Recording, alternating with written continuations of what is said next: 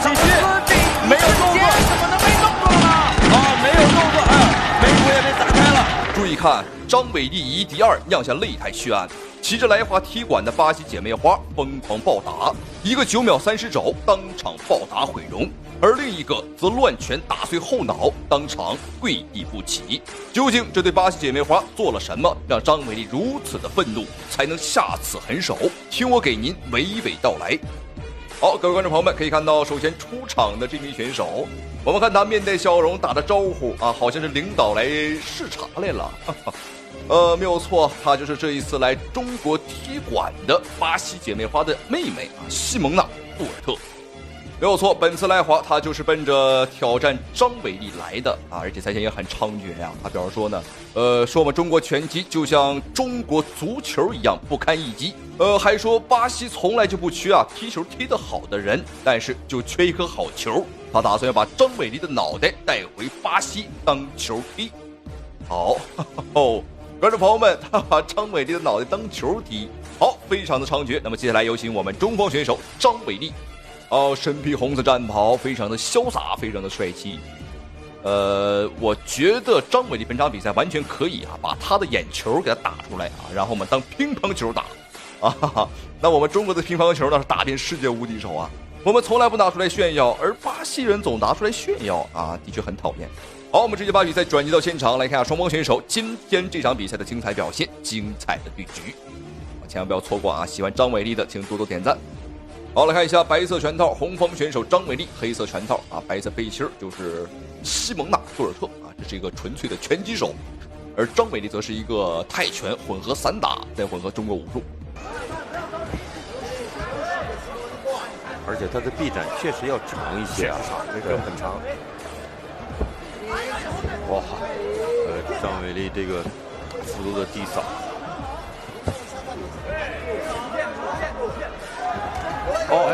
这个低扫有效果一个后手换一个低扫。对。对方的拳很好，一定要很好挺好对方的拳。虽然说对方的西蒙娜·杜尔特在臂展上是有优势，但是在拼拳上，我们看张伟丽是完全不惧怕对手。而且值得注意的是张伟丽还有一手摔跤和地面，我们暂时还没有用呢。对，越过这个打拳的中距离去。后手抽手拳直接出的也很好。小心一个前手很重。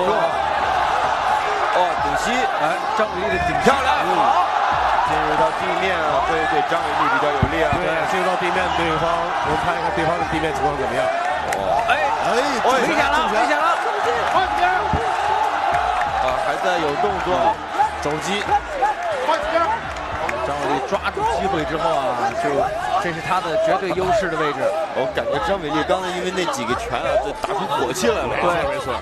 好，张伟丽在拿到上位之后，我们看可以说是让对方毫无退路可讲。好，这是个绝对的起撑位。好，又开始考验张伟丽的骑马技术了。但是今天对方我看起来很泼辣这是个小野马。肘击。刚对方这个起桥有效果了。对，夹住这个用龙鞭借力。转移很快，好拿后背，两个腿插进去了。手先就继续打，别着急，用腿先把他的穿。好，张伟丽在拿到对方的后背之后，我们看开始了新的一轮的砸击。好的，一拳又一拳，猛砸。好的，结束了本场比赛，一个回合。但张伟丽也流了一点点鼻血，但不多本场比赛打得非常的精彩。对方说要把我们的脑袋当球踢，而张伟丽今天把对方的，我感觉眼珠子都快打出来了非常精彩。好，观众朋友们，那这场比赛可以说是更为精彩，因为张伟丽的对手的实力非常的强劲，他就是眼前的玛利亚·桑托斯。好，这个家伙跟上一个选手都是来自于巴西，双方被称为巴西的拳坛姐妹花。两名选手的话可以说是都很强劲，都是拳法高手。那上一场比赛张伟丽是很聪明用地面战结束了比赛，而这场比赛这个玛利亚·桑托斯是来复仇的。他的胳膊更长他的体重更重。体重的话是比张伟丽大了20多磅，而他的臂展更是比张伟丽长了15公分。好，你可以很明显肉眼看到啊，这个家伙的胳膊又黑又长。张伟丽，哎呦，小心！啊，这个拳的攻击范围是很大啊。对，要注意对手打迎击这个。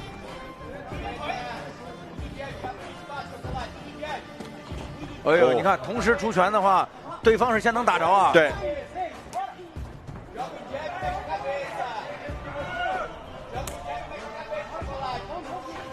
对，张伟丽多尝试一下踢前腿内侧，哎，对，这样还能控制距离。虽然说本场比赛双方选手的身形差距呢非常的大，但是对张伟丽来讲呢也是见怪不怪了啊。因为我们经常打一些个老外，基本上尤其是欧美那边都比张伟丽要高要壮。啊，漂亮！哎，小心！啊，这是接到腿以后一个带劲儿的摔，确实是很长啊。哎呦，你看这手长脚长啊，很明显啊。张伟丽不要跟对方换前手，没有意义。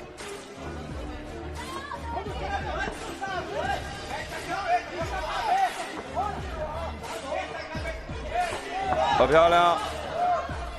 目前来看，张伟丽在拼拳上的确是有点吃亏啊，因为臂展上差距太大了啊。但是还是那句话啊，张伟丽还是有地面有摔跤，但不过这场比赛不能够轻易的进入到地面，因为你在冲过去的过程当中啊，难免是要吃拳的。一般来讲迎击拳很重。好，你看，哎，张伟丽要注意防守，不要上头，有点大上头了啊，有点不服对方的这个拳法。攻的时候前手掉的有点低。啊，真是这个，臂展有很大优势。对。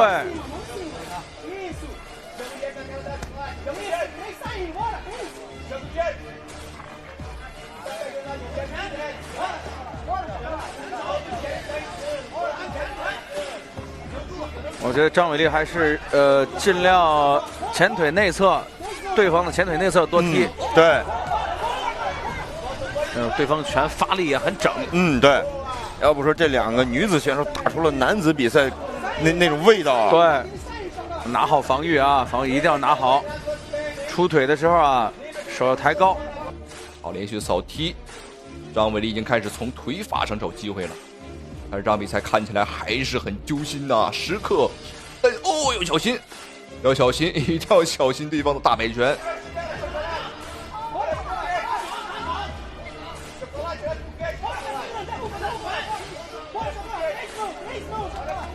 哎呦，注意，小心啊，很实。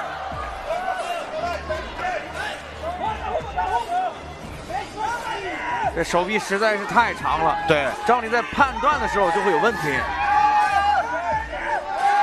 因为他在判断对手，他还要想到自己的反击。对，双方在这个整个的长度上有差距的时候，哦，漂亮，哎，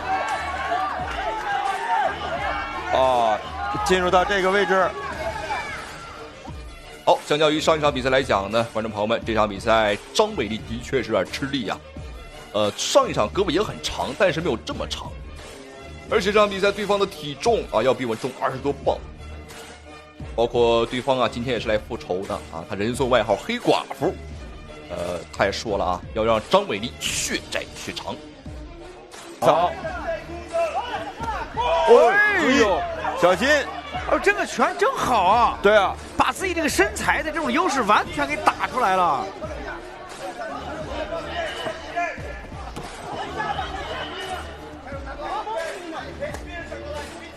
啊，我们看这个桑托斯腿上这个小动作也有啊，一直吃地扫，稍微一扭膝盖。对。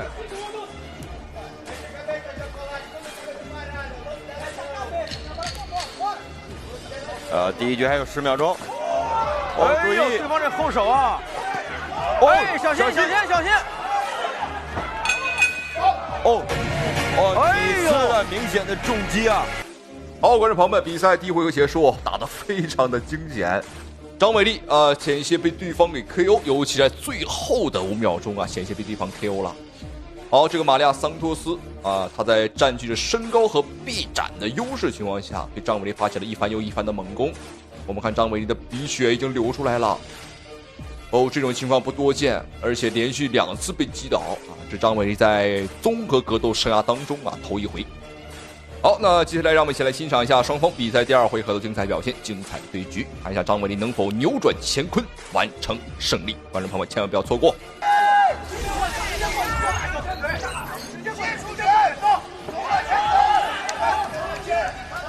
要看看能不能把这个，如果纯打站立击打的话，要把距离再缩短一点。对，因为你这个距离正好是在对方出拳的距离的话，你往后躲，你觉得你是安全距离，确实不安全，对，这就很可怕。你看这个前手刺拳太长了，对，而且对方往前送腰的动作送的也很标准。继续，不要就面对打他。好，比赛第2回合，张伟丽一直在听从场边啊这个教练的建议啊，让他往里去冲。好，我们看张伟丽，哇哦，这个属于硬冲进来的。好，看一下双方的龙边对局，我觉得张伟丽完全可以尝试一下啊，把比赛拖到地面。好，找机会，先把这个中心先稳住。好的，拿到，哎，什么情况？哦呦，这个裁判，哎呦，好不容易打到内围啊，被裁判拉开了。这个的确是让人非常的不理解。好，看看有没有肘，张伟丽也比较愿意用肘啊，地面的锤击，地面了。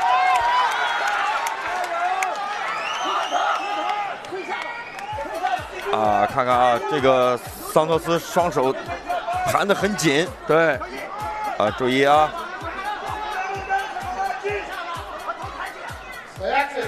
好，我们看来到地面之后的张伟丽呢是如鱼得水，到了他所擅长的领域了，而且他的压制力十足，对方的长臂斩啊在地面战上是发挥不出优势。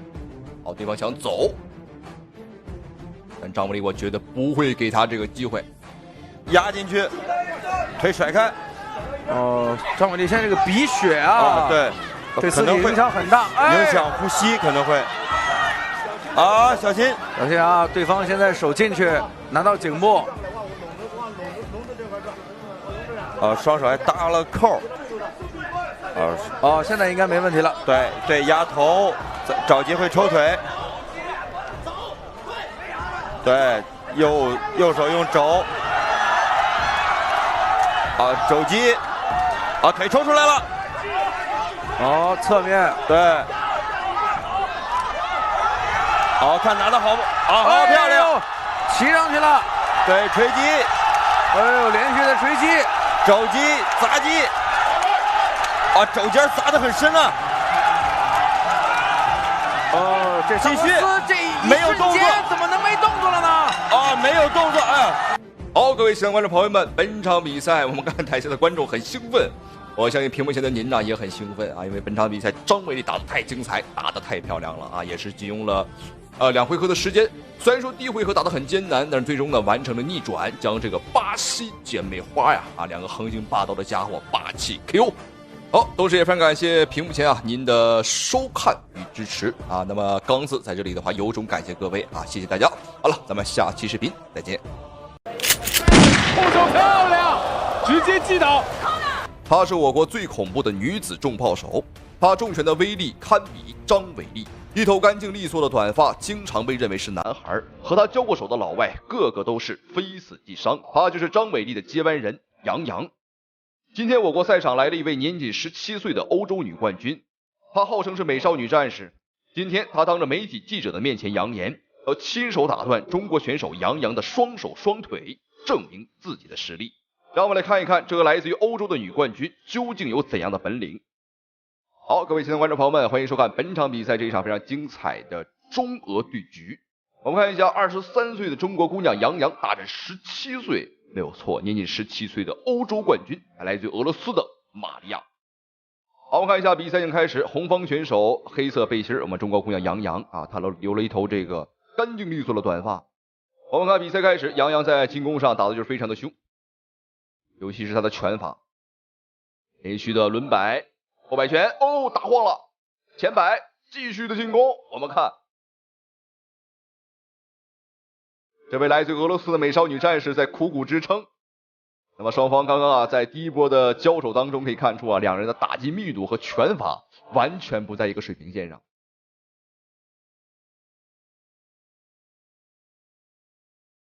杨洋在打本场比赛之前是有着一个非常厉害的战绩，17胜2负，其中包括70%的一个 KO 率这个终结率还是很高的。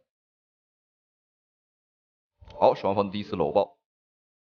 我们看这个欧洲的女冠军玛利亚，我们看这名选手今天她穿的这个衣服这个无论怎么看都不像是来打拳击的，而且我们看她的这个肩带非常的细。说句实话，观众朋友们，我都替她担心担心她打着比赛有可能会掉下来。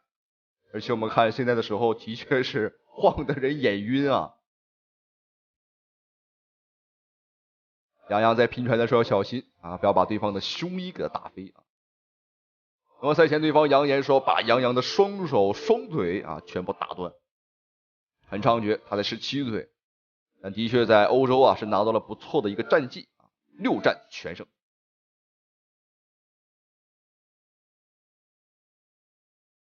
好漂亮，又是连续的摆拳，大轮摆，这个拳法打得非常的凶。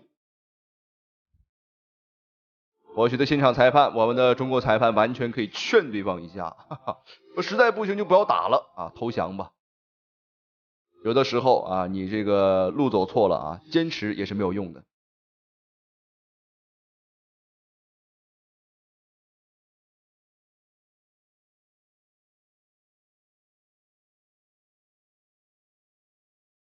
我们看这个玛利亚已经被打的是筋疲力尽了。说真的，对方的玛利亚干脆投降算了这个家伙被打的毫无还手的余地我们也不知道他在支撑什么他还在苦苦支撑。好，我们看比赛来到第2回合，让我们一起来看一下双方这一回合的精彩表现，精彩的对局。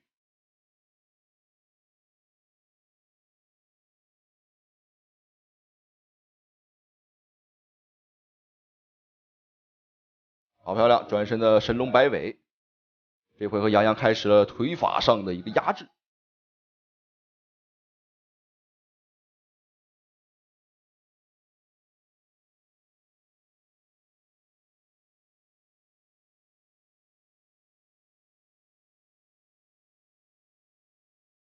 这一回合和上一回合依旧是一样的，差不多还是高频率的进攻去压制对方。好漂亮要小心了，这一拳是有打到后脑。看得出来，杨洋今天是非常想要去 KO 这个玛利亚。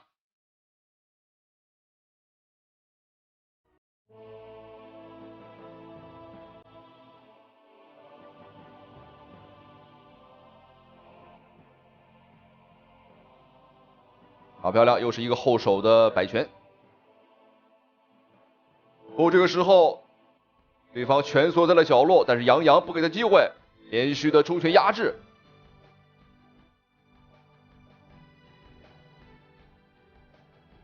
但是我们看对方一直总是在整理自己的头发，因为什么？因为他的头发已经被打散了。好，你看还在整理。要小心，对方的转身边拳也很有力度，但是他这个角度转的有点高了因为杨洋他偏矮。好，第2回合还有最后30秒钟的时间。好，小心！差点把这个家伙打飞出擂台。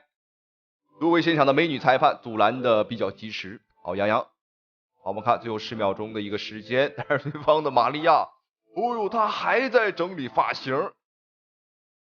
这个心真是够大的。好漂亮，最后的摆拳，再来上2个鞭腿。好，观众朋友，比赛来到第3回合，让我们看一下双方在这一回合能否产生 KO。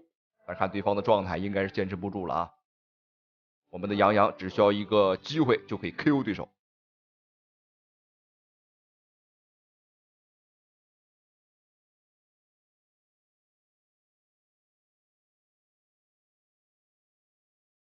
我们看这一回合，杨洋还是一如既往的把对方压制到笼边几乎是不给对方任何一个逃跑的机会。好漂亮，还是继续的摆拳。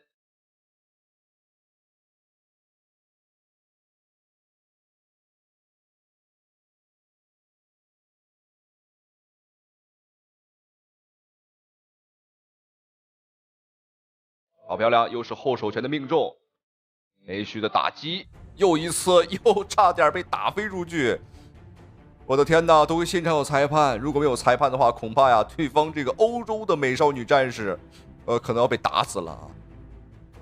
哦，还在打。说实话，这种欧洲选手的冠军水平啊，原来就这种水平啊！好漂亮！哦呦，哈哈！我们看致命的一击，裁判开始读秒了。那这一拳的话，应该是要结束比赛了，因为我们看对方是直挺挺的躺在了地上。起不来了，应该是起不来了。好，裁判终止了对局。反正朋友们，这场比赛您觉得我们的中国姑娘这个重炮手杨洋的拳法怎么样啊？反正我觉得挺厉害的啊，因为这个拳，再来看一下，直接塞到了对方的下巴上。让我们恭喜杨洋。那同时也非常感谢屏幕前您的收看与支持。好了，咱们下期视频不见不散。想跑门儿都没有，打的就是你，老子教教你怎么做人。巴西女拳王时隔6年来找张伟丽复仇，结果惨被狂砸上千拳，当场打成筛子。好，各位现场观众朋友们，欢迎收看本场比赛这一场非常精彩的中巴对局。中国女拳王张伟丽大战巴西的拳击女皇艾琳·塞迪奥梅耶尔。好，这个名字太长了。好，来看一下，那粉色小背心儿啊，已经快40岁了还装嫩的家伙就是艾琳。他和张伟丽呢已经不是第一次交手了啊，6年前打过一场，只不过当时呢不到1个回合就被张伟丽重拳秒杀。那这一次时隔6年再一次挑战张伟丽，他表示说呢，这一次只有2个结果，要么他打死张伟丽，要么张伟丽被他打死。好，很猖獗，好漂亮，连续顶膝，张伟丽打得很凶。哦哟，小心！差点把对方的粉色胸衣啊给踢掉了。张伟丽要小心一点啊，不要把对方的这个东西踢掉。我们从侧面上来看啊，这个艾琳的这个胸肌啊，的确很发达。好，对方多次尝试要下潜抱摔，啊，当年是在站立上输给了张伟丽，那这一次想通过摔跤啊来限制一下。啊，你别说啊，观众朋友们，这个战术还选得不错。但是他不知道的是啊，这6年以来，张伟丽的摔跤技术啊也是突飞猛进。残暴啊，躲避张伟丽的这种重拳的攻击。哎，张伟丽这一下动作，刚才空中啊想做一个拿背，对，然后又顶膝，哎，很准啊，顶膝顶的。继续，小心啊，小心啊，先做好控制。顶膝，哎，这顶膝好。手，哎。漂亮，平肘，哎，对。其实这种短距离的肘法运用啊，其实很好用啊。是的，而且很容易让对方的脸开口啊。对，一旦开口了之后，会有各种原因导致对比赛很大的影响。好，我们看这个艾琳多次尝试想把张伟丽拖入到地面，很执着啊！你看，埋头苦干，像一头疯牛一样。看来这六年啊，他的确是憋坏了啊。好，张伟丽重心很稳。好，没关系。我们可以看到对方艾琳啊，他的你看压制不住，他实际上技巧很粗糙啊，就是比较蛮横啊，比较野蛮。什么情况？哦呦，这个家伙把张伟丽举了起来啊，的确是很有劲儿，但是没有用啊。艾琳的力量还真是不小。对。开始发现2、3次都把张伟丽扛起来了。张伟丽控制他这个颈部的位置控制的比较不错，对，这样他这个头往前弯着不好发力。对，而且我们看啊，张伟丽很明显不急于去做孤颈的这种。对。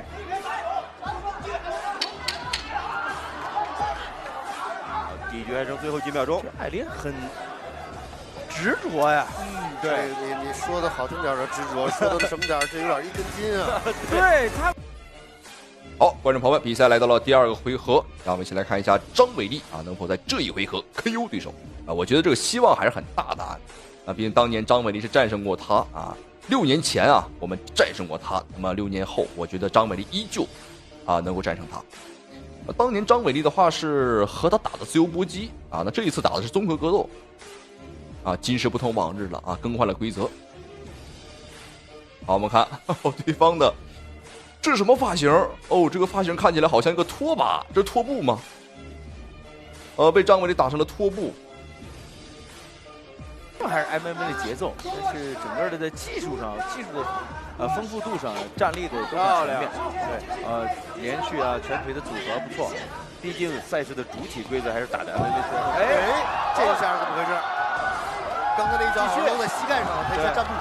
是的，踢在膝关节的这个十字韧带上。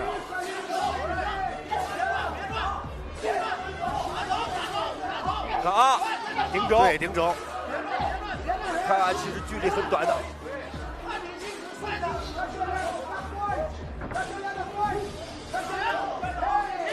这手啊，确实是有劲儿，有抗击打。对。张伟丽现在对于这种内围的把位控制也有点感觉啊。好，观众朋友们，张伟丽想上演神猴上树。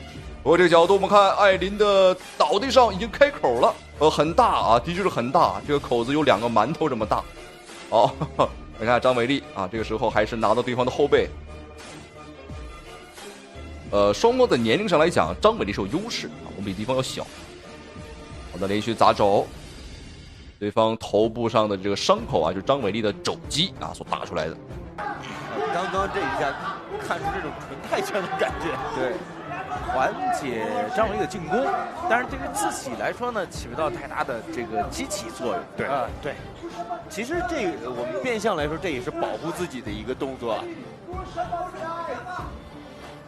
好，抱单腿。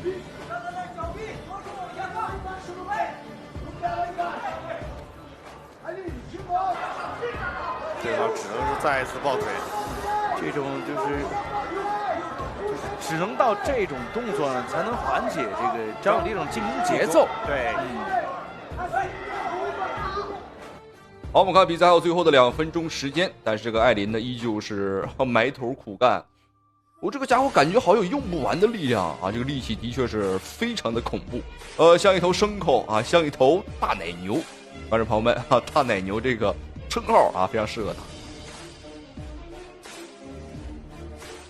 他。2个人真的是好久不见了啊，6年不见，感觉是我们都说1日不见如隔3秋啊，6年不见，不知道隔了多少个秋了。这2人比赛一开始到现在啊，一直是你抱我抱，哎呦小心我看对方的这个刚刚啊，这个胸肌差点被张伟丽这个挤爆掉，因为这个时候体能也下降的很厉害。好，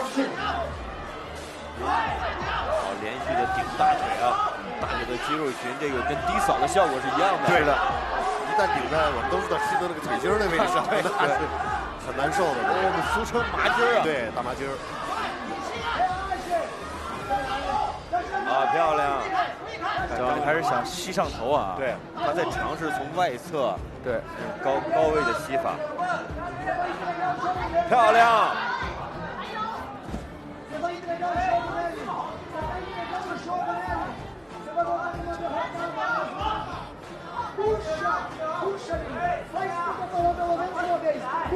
艾琳确实是，他不管是到笼边也好，还是正面对抗也好，根本找不到太好的办法。对，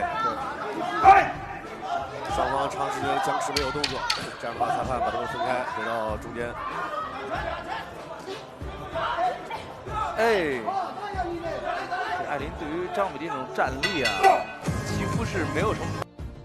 好，各位观众朋友们，比赛来到今天的第3个回合，让我们一起来欣赏一下双方啊这一回合的精彩表现，精彩的对局。好，对方的发型都是我这个看着就想笑，没办法，因为这个真的像个疯婆子，像个拖布一样。而我们张伟丽很精致啊，我们这发型也没乱。好的，漂亮。好，连续的后手，张伟丽打得很准啊，但是对方又一次，那么通过这种搂抱来限制我们的进攻。很讨厌啊，很烦人。对，两人又进入这种笼边这种僵持啊。艾琳这么做的话，其实进入不到地面，也只能是白白的耗费自己体力。是，最多就是平安度过3局。对，最多了。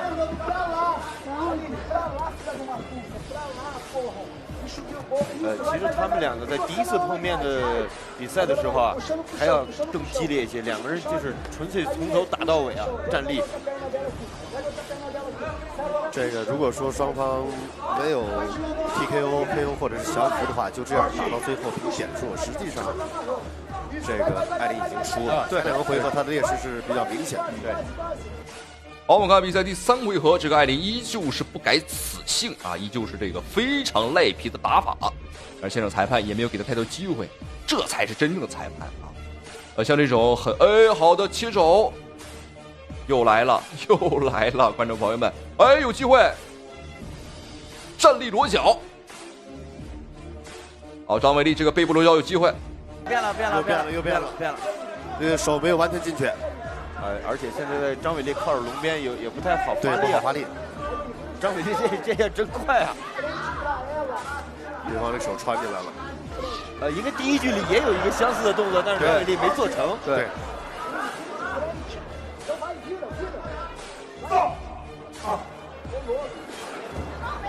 双方打到第3回合，体能也是接近极限了。对。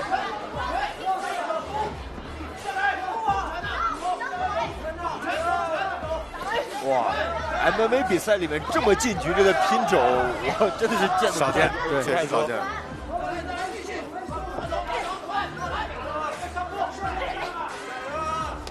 漂亮！一拳前手拳、前手刺拳加后手的横肘。艾琳这个脸上开口啊，至少2个口了。对，雷公一个，眉心这儿好像也开了。这场比赛不知道有观众朋友数没数啊？我个人感觉这个艾琳的出拳次数啊，好像还不足50拳啊，几乎是没出拳。对方实在也是没办法，实际上啊，站立打不过，那么贴身的话也只能是勉强维持。但如果说不打贴身的话，现在他可能就已经被 KO 了。好，又是砸肘。张伟丽在精神的时候拿这个肘尖啊，去拧着这个劲儿啊，顶他的脑袋。好，我们看。现在是披头散发啊，狗血淋头，那就是搂抱了。对，这有点像很少出有效动作了。对，因为在战力上确实是已经吃了很大的亏。作为职业选手呢，他又不能轻言的放弃。对，我们说是消极，其实也算是战术的一种吧。同样的动作，同样的位置，从第一局尝试到现在，其实并没有真正的实际摔倒过张伟丽。对。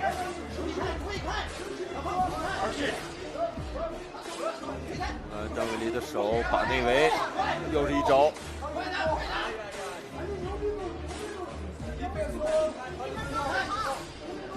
两人在龙边，实际上艾琳这样确实稍微有点被动。对。连续顶膝，可以尝试高位了。但其实呢，你说艾琳又能怎么办呢？对他没有太多的办法，他也没有太多的，他确实是拽。好，最后的50秒钟，张伟丽还在不断的用肘击肘尖儿看来张伟丽今天是很生气啊，想把这个家伙打毁容。赛前这个艾琳啊，他也嘲笑说张伟丽长得没他好看啊，说张伟丽的身材没他好。好，我看张伟丽，这个时候，还有力气，跌到地面。最后的20秒钟，前手刺拳加后手的横手，这种距离稍微拉开一点的，是有可能 KO 的。对。最后10秒钟。艾琳也拿到了一个圈镜啊，但是应该是已经没劲儿了。对。好，观众朋友们，结束了，本场比赛终于结束了啊，打得非常的精彩，这可以说一场单方面的暴打，长达这个3回合啊15分钟的一场对局，那张伟可以说全程在暴打对手啊，丝毫没有留情，打得非常精彩。这场比赛的结果您怎么看呢？那反正我无论是横看竖看左看右看啊，张伟丽肯定是必赢了，因为对方啊这全程在挨打啊，这个也没什么好说的啊。好，恭喜张伟丽，那同时非常感谢屏幕前您的收看与支持。好了，咱们下期视频不见不散。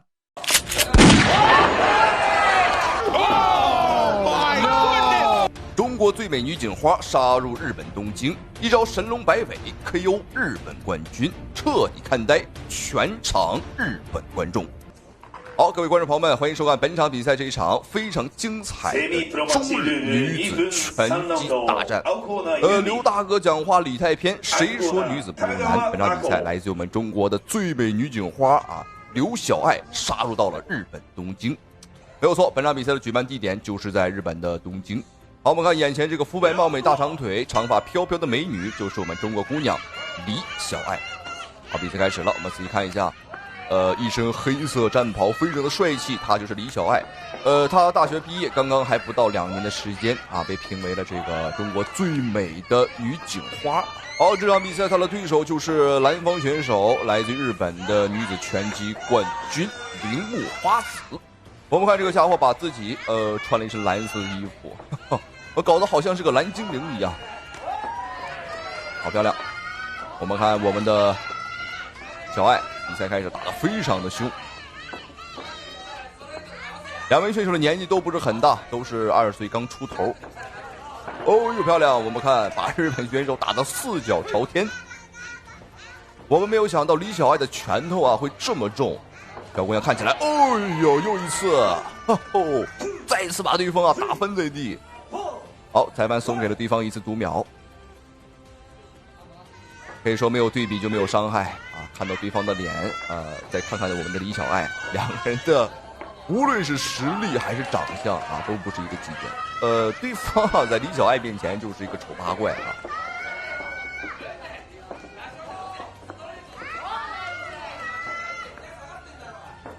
要小心，对方非常的灵活，她是日本女子55公斤级别的冠军，所以说实力上来讲还是有的，大赛经验比较丰富。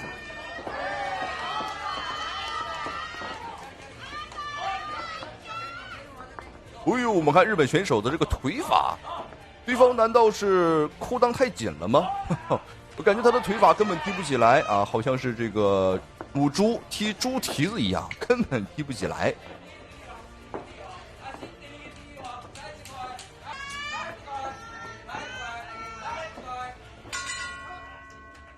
好，没有错，观众朋友们，比赛第1回合已经结束了，非常的精彩。我们的中国最美女警花李晓爱，她的表现您觉得怎么样？反正我觉得很出色。那在第1回合有2次非常霸道的击倒，我们从这个角度看，真的是长得很漂亮而且这是在没有化妆的情况下长得这么美，肤白貌美、大长腿，这么形容完全不过分。反观日本选手在我们的面前好像就是一个村姑，一个老太太一样。好，比赛来到第2回合，让我们看一下双方这一回合的精彩表现，精彩的对局。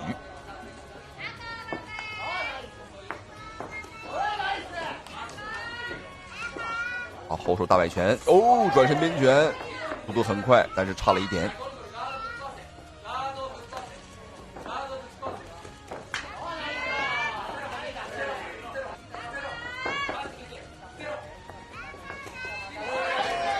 李晓爱的头部摇闪也不错，他的反应速度很快。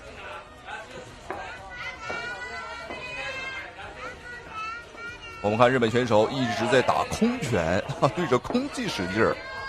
这是因为我们李晓爱对于距离上的把控太好了，而且他头部的摇闪速度也很灵敏。好，你看又是一个头部的摇闪。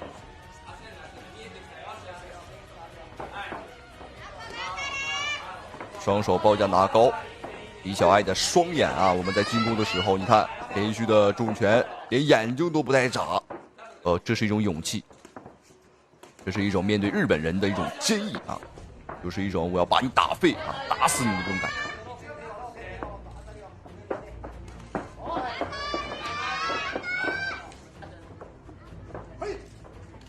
我们看日本的铃木花子，明显是有点招架不太住了，而且整个人呢。现在的他只有逃跑和 A 揍。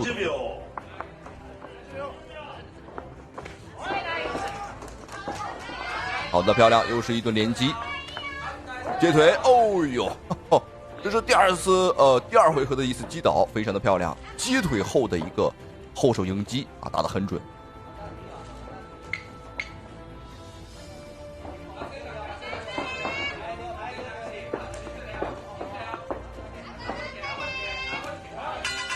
观众朋友们，比赛第2回合已经结束了，非常的精彩。双方的这个比赛是每回合2分钟的时间啊，这个感觉过得非常的快。看现场的举牌美女，这穿的是个什么东西？这个很不错啊，很不错。比赛来到第3回合，让我们一起来看一下双方第3回合的精彩表现，精彩的对局。看一下我们的李小爱能否在这一回合呢去KO 对手，我觉得是有机会的，因为他呢在前2个回合都是有击倒。这个日本选手看起来很忙，但是不知道对方在忙什么。漂亮！这一拳又把对方打坐在了地上。对方忙忙碌碌却什么事情也没有做，对着空气使劲儿这是头一回见到这样的。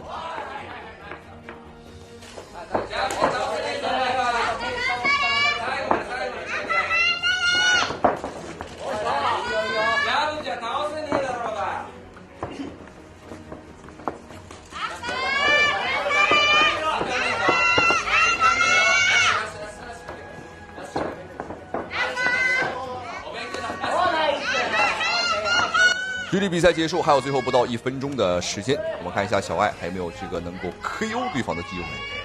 比赛还没有结束一切就有可能。什么情况？我的天哪，观众朋友们，神龙摆尾。但是这个神龙摆尾并不是腿法，而是拳法上的神龙摆尾这个专业术语叫做转身边拳。我们看现场的急救人员赶紧上台抢救。我们的最美女警花李小爱这个兵不见血刃的拿下了本场比赛的对局。我们看我们的小爱准备跪下来给对方磕个头上个坟。好，这场比赛我们恭喜我们的中国最美女警花李小爱战胜了这个日本选手，打得非常的精彩。那同时也非常感谢屏幕前您的收看与支持。好了，咱们下期视频，观众朋友们不见不散。注意看视频中的中国姑娘名叫于瑶佩，看似瘦弱的身体打起架来却凶狠至极。她的每一场比赛从来不做防守，永远火力全开。如今她已经来到国际擂台，豪取5连胜，大杀四方，无人能挡。然而就在于瑶佩冲击世界冠军之时，半路突然杀出一只拦路虎。好，各位亲爱的观众朋友们，欢迎收看本场比赛这一场非常精彩的中土对局。没有错，中国大战土耳其。那我相信屏幕前有非常多的观众朋友们是第一次看到中土对局，没有错，因为这个土耳其选手太少了。好，眼前这名选手便是来自于土耳其的嚣张女拳王泽拉多根。好，赛前这个家伙非常的猖獗因为他听说呢赛事方给他安排了一个中国姑娘打，结果他表示了不满，他表示了抗议，并且称我们的中国姑娘只配生孩子做饭，都是饭桶，都是佣人，不配和他打比赛。这个家伙的确很猖獗来自于一个小小的土耳其就这么狂。所以说本场比赛我们的中锋选手中国姑娘眼前的于瑶佩非常的愤怒。上战绩26胜2负，几乎没输过，而且最近是在国际擂台打一些个高手拿到了5连胜。好，比赛马上开始，我们看对方的土耳其女选手，这个家伙的眼神当中充满了杀气。你看，还在盯着我们。比赛马上开始，让我们一起来看一下这场比赛中。好，各位现场观众朋友们，比赛第1回合已经结束精不精彩，好不好看这可以说是除了张伟丽以外我觉得这个甚至要比张伟丽的很多比赛都要精彩了。为什么？因为她的场面你也看到了胸衣都打碎了很少见之前的确是没有见过你看于瑶佩，我从这个角度看，她的背心已经打碎掉了，而且最恐怖的是她不做防守宁可杀敌1000，自损800要把对手打服。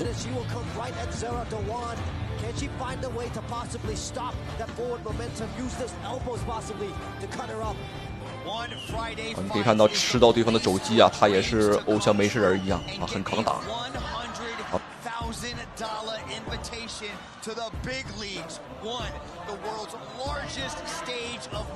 好，各位观众朋友们，让我们一起来欣赏一下双方比赛第2回合的精彩表现，精彩的对局。看一下于瑶佩第2回合能否去 KO 对手。好，各位亲爱的观众朋友们，欢迎收看本场比赛这一场非常精彩的中澳大战。没有错，中国大战澳大利亚。好，我们看一下首先登场的这名选手呢，我相信如果您熟悉散打，对他肯定是不陌生了她就是我们中国的散打一姐王聪。好，王聪这个姑娘的确非常的厉害，在我们中国的女子散打界呢，她取得了非常辉煌的成就。而且王聪当年击败过的对手呢，也都是顶级高手啊，包括现在的 UFC 世界女子营量级别的冠军，卫冕过7次的舍甫琴科子弹姐，当年也输给过王聪啊，也是王聪的手下败将。好，那这场比赛是王聪转战到综合格斗的第3场比赛。那前2场王聪是非常顺利以及碾压性的态势拿下了对局。好，我们看一下本场比赛王聪的对手呢，就是眼前这个长得非常壮的啊，来自于澳大利亚的顶级选手阿梅纳。好，他的年纪的话要比这个王聪啊要年轻一些。有一天王聪可以在国际擂台和张伟丽啊站在同一个擂台竞技，好，让我们恭喜。那同时非常感谢屏幕前您的收看与支持。好了，咱们下期视频不见不散。